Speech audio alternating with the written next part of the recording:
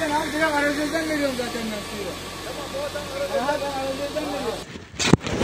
Biraz söndürürsün. Sonra gel soğut.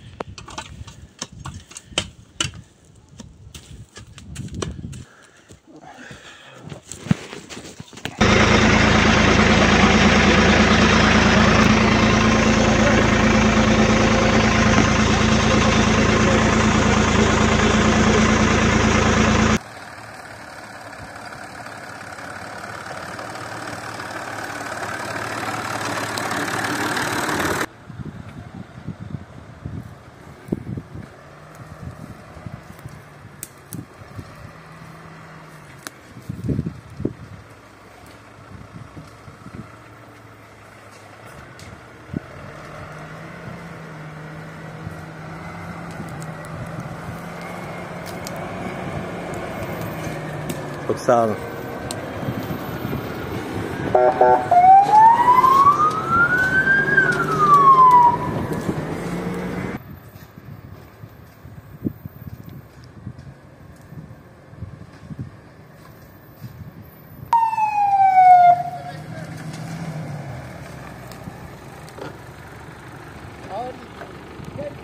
Çok sağ olun. Ne diyor lan? Şey.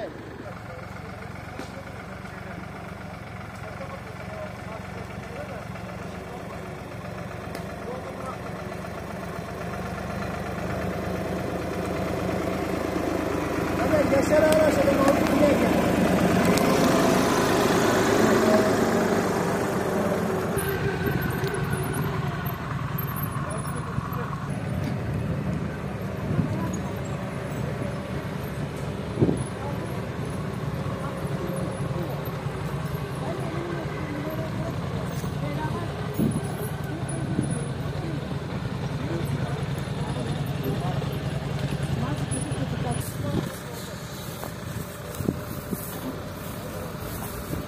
Thank you.